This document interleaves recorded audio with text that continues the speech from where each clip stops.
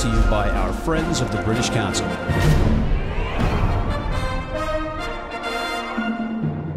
Hey everybody, and welcome back to Rugby Wrap-Up. Matt McCarthy here at the Fantasy Sports Network, Studio 34 in New York City. And we have our usual selection of rugby legends on with us today. Mr. George Hook, the Irish legend, Renaissance man, coach, businessman, pundit, calling in from Ireland. Hello, George. Hi there. Not great pundit after last week, but I'm going to defend it. That's all right. We're going to have the gloating, which is very uncharacteristic for Mr. Martin Pengelly of the Guardian US. Martin, you were 3 for 3 last week. 3 for 3. I'm not going to gloat, though, because I'm English. So why would I gloat? You're allowed to gloat on this program. Let's get right to it. We have Mr. Steve Lewis also via remote, but we've got some issues once again with the live feed over at the Pig and Whistle. Steven, hello. All right, Steve. Yeah, we're definitely having some trouble with you, so let's get you sorted and get some questions from you out of the way. Hey, everybody. Hello to my Scottish brethren and everyone else out there. And let's start with Les Lumières de Vendredi Soir, or Friday Night Lights, as we say here in America. Go ahead.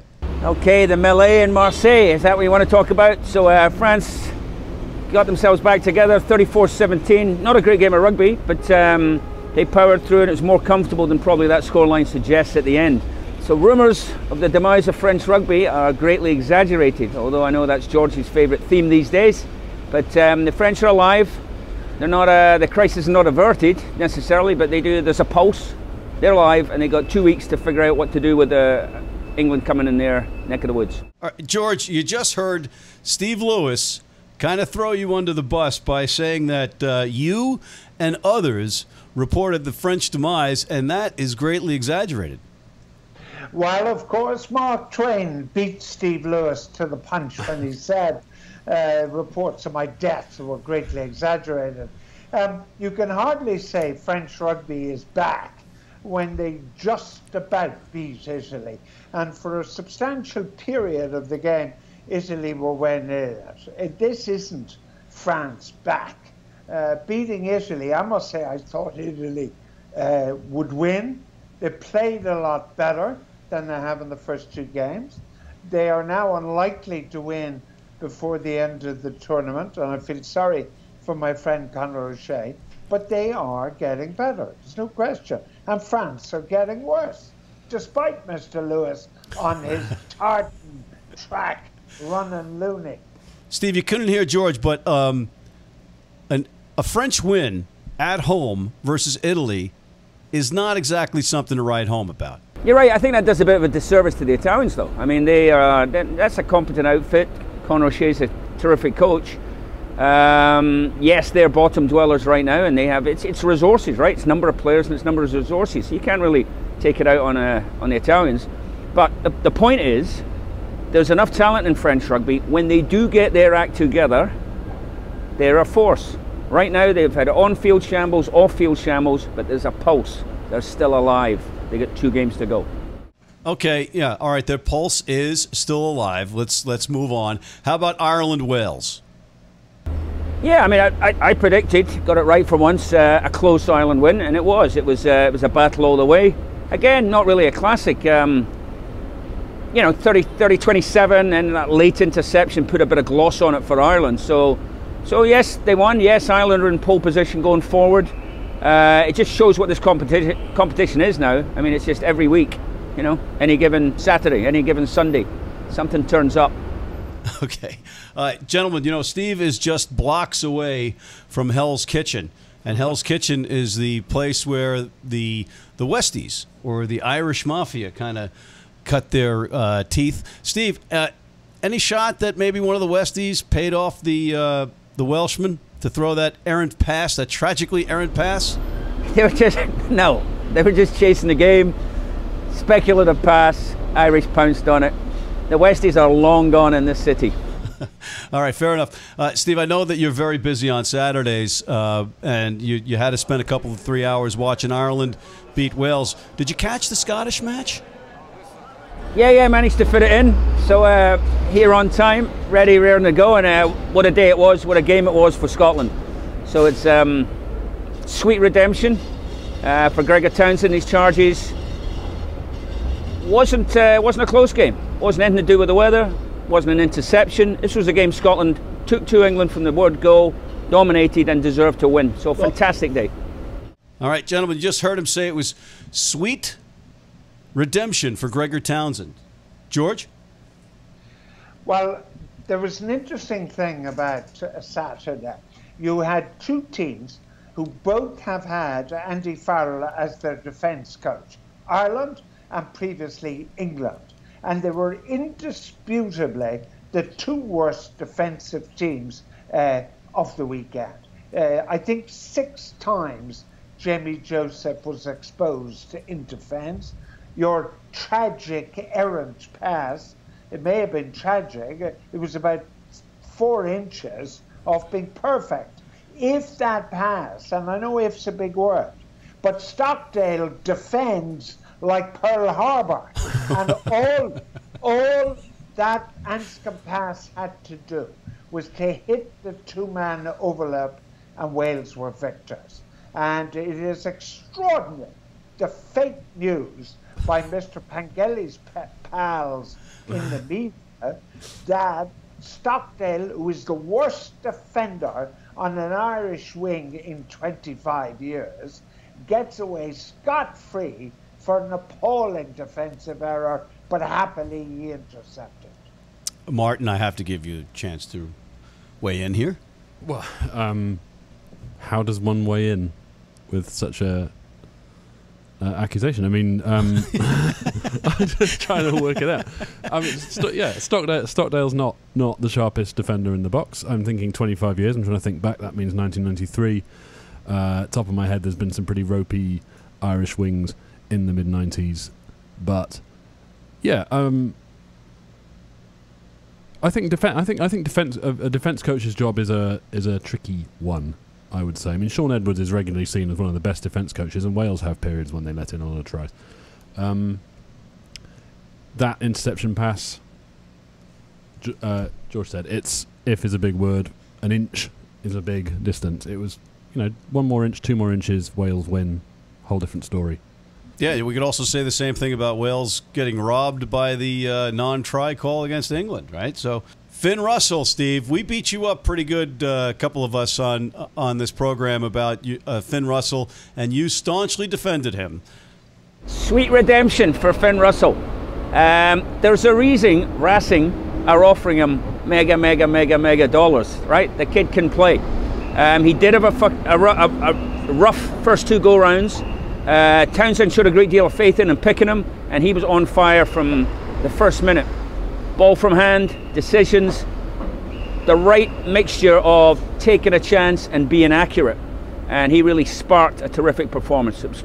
You guys didn't hear this, but he says that's why Racing is paying him the big bucks, George.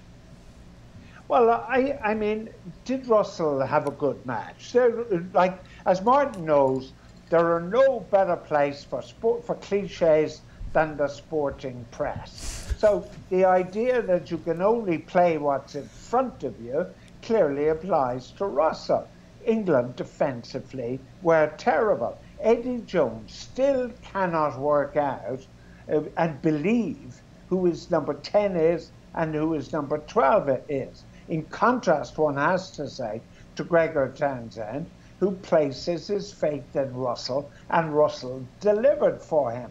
But Scotland play a game of rugby that is either all duck or no dinner.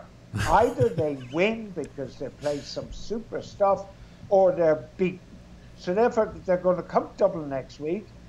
Townsend has looked at the Irish defence, which has all the tenacity of rice pudding, and he's going to look at the Irish defence and he's going to say, we can take these guys out wide any time we like.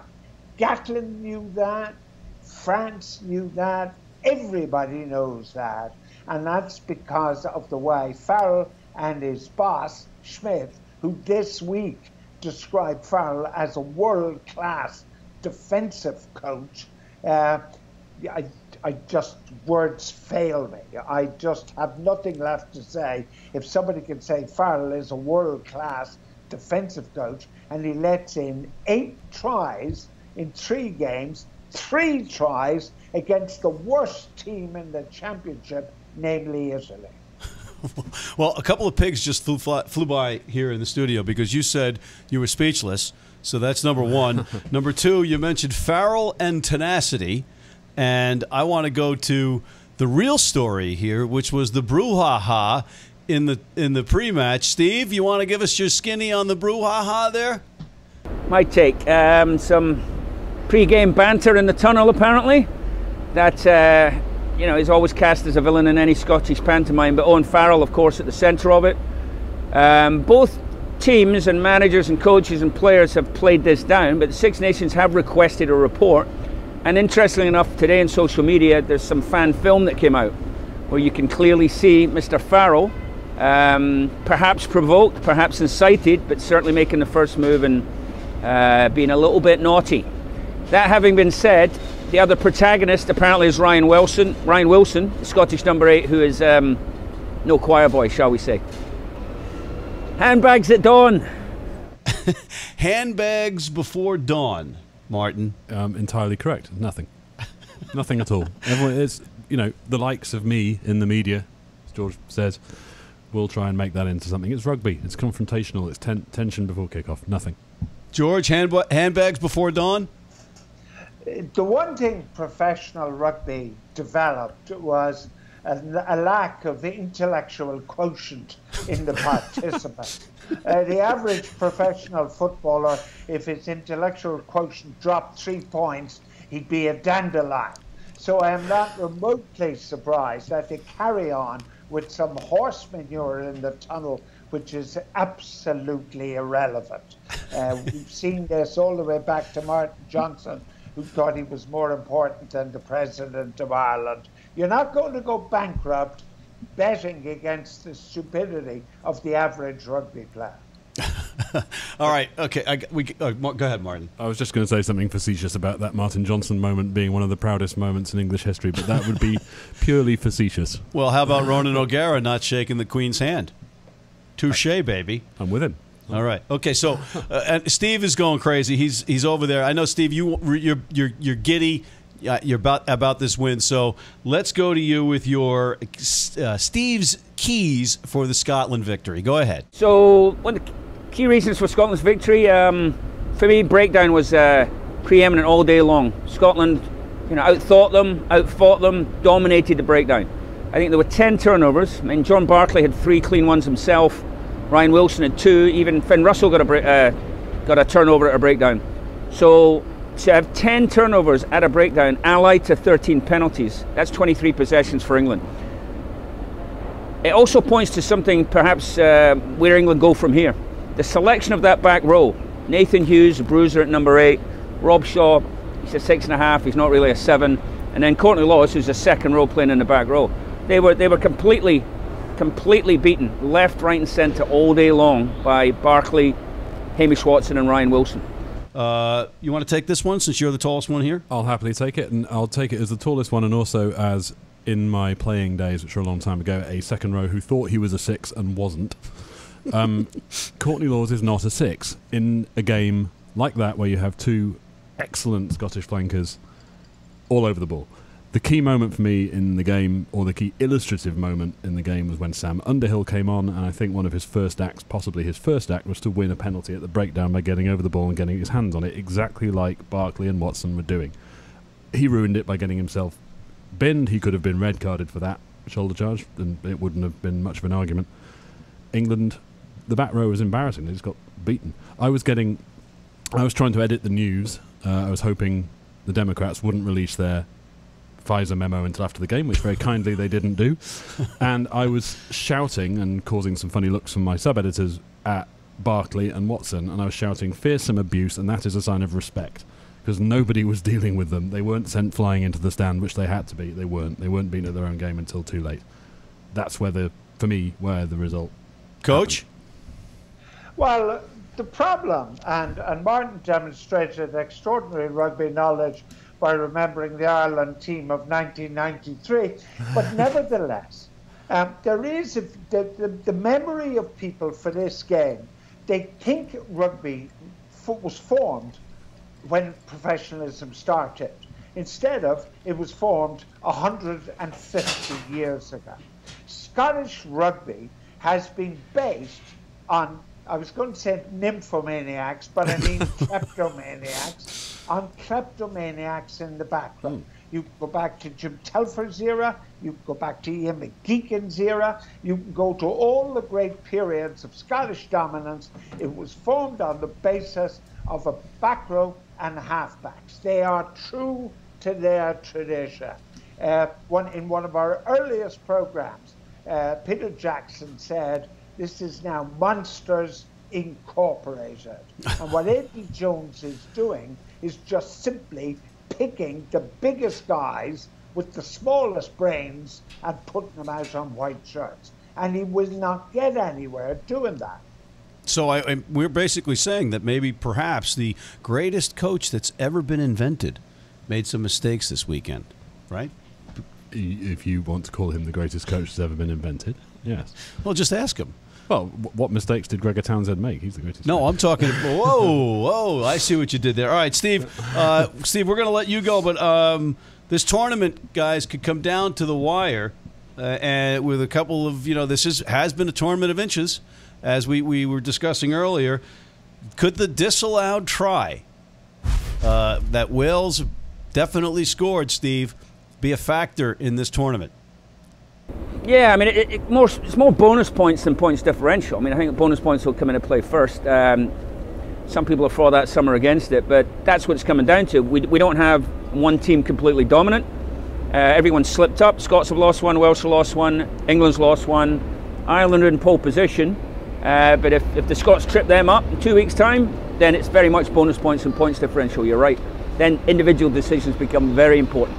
All right, Stephen, we'll let you go now. Safe travels. Take it easy. Gentlemen, Steve's gone. You heard him say that it could be a factor, the try, in a bonus point situation. But, George, your Ireland team is in the driver's seat despite the fact that you haven't been picking them.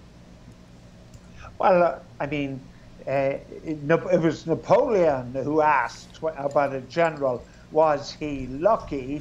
I mean, you've got to ask Joe Schmidt for the lottery ticket numbers, because there has never been a luckier coach ever, amateur or professional, to coach Ireland. I mean, if there was any justification about how Ireland are playing and how their opponents are playing, Ireland would have one win against Italy and 2 losses. So I'm confident that he will go out, win the Grand Slam. A press corps in Ireland that are terrified to say a word against him will elevate him to Pope Francis levels, and he will go on to greater things. I have no doubt. All right, we're getting the. Unfortunately, we're done here today, but I want to get your final thoughts. Martin, let's go with you. My final thought would be, if I could just mention the Courtney Lawes tackle and the knock on again, because it's been bugging me. Letter of the law, it was a knock on, right call, but he didn't play the ball. He wasn't trying to play the ball, as in he was making a tackle. And I'm also English, so I was very, very frustrated, very frustrated to see that. I mean, I know it was correct; it was a knock on, but. So what are you trying to say then? What I'm trying to say is we have a game now that is, the laws are all interpreted in terms of, is there any reason I can't award a try, or any reason I can award a try? We try and award tries, we try and reward things. Everything like the stupid forward pass rule is interpreted to encourage calling scores, it back. Right, well, not calling it back. And that was called back, and it was a knock-on, but he wasn't playing the ball. He was absolutely hammering the man. I mean, Lawes is not a flanker, but he can't have tackle, and it was a wonderful tackle. It was just purely unlucky, I think, that moment, and it was very frustrating for me, even though, right call. I tend to agree with you, but by the rule of the law, it's a knock-on. But George, how about looking into that? Because it was a great hit. I mean, the guy wasn't going for the ball, right? I despair of TMOs, I must say. I think they're a blight on the game. I think referees were supposed to make mistakes. Players were supposed to make mistakes. If we televised every game over a century of rugby, there were probably on average one mistake per match in that period. The Welsh guy who swore he scored the try against New Zealand in 1903 would finally be vindicated by a TMO. I'm with Martin on this. That was a tackle. It wasn't a knocker. I think we're unanimous in that. Martin, George, we're getting yelled at by the producers downstairs. Unfortunately, we're out of time today, but I just want to thank you guys, Mr. George Hook, Mr. Martin Pengelly, and Mr. Steve Lewis, calling in from the Pig and Whistle, our favorite rugby pub here in New York City. Gentlemen, we'll be back next time, same bat channel, right, George? I'll be there. All right, that's it. Matt McCarthy on behalf of Mr. George Hook, Mr. Steve Lewis, and Mr. Martin Pengelly for Rugby Wrap-Up here at the Fantasy Sports Network, Studio 34, here in New York City, signing off.